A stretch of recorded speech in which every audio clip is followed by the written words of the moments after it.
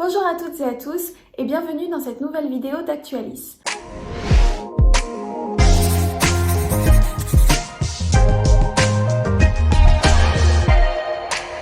Aujourd'hui, on va s'intéresser à SpaceX et la mission Demo 2.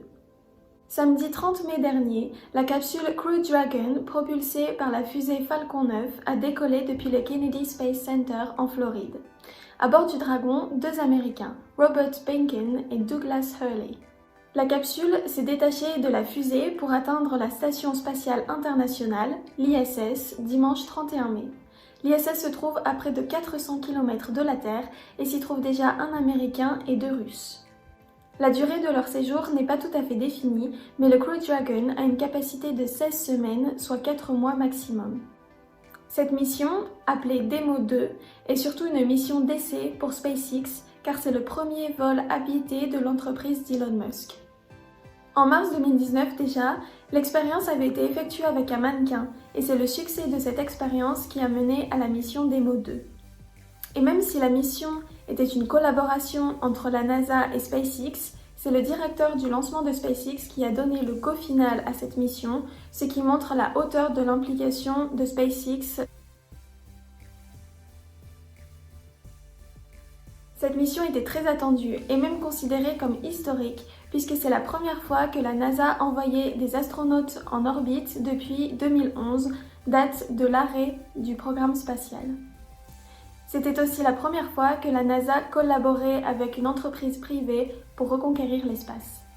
En effet, l'entreprise SpaceX, créée en 2002 par Elon Musk, a créé le Dragon ainsi que le Falcon qui ont été utilisés pour la mission. C'est grâce à cette entreprise que le coût de la mission a considérablement baissé pour la NASA, car dans son rêve d'atteindre Mars, la compagnie d'Elon Musk a d'abord décidé de réduire le coût des vols spatiaux. C'est ainsi qu'il a conçu une série de fusées de lancement réutilisables comme les Falcons. Alors que les États-Unis investissaient près de 4% de leur budget dans la NASA dans les années 60, le budget a été réduit à 0,5% dans les années 2000. Alors, les entreprises privées ont misé sur la conquête spatiale et leur succès est garanti. Ces dernières années, près de 8 milliards de dollars ont été investis dans ces entreprises.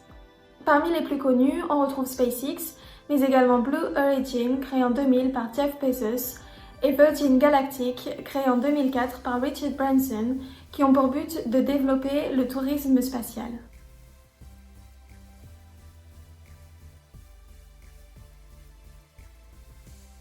La collaboration d'entreprises américaines privées est surtout une occasion pour les Américains de se détacher des Russes dans la conquête spatiale.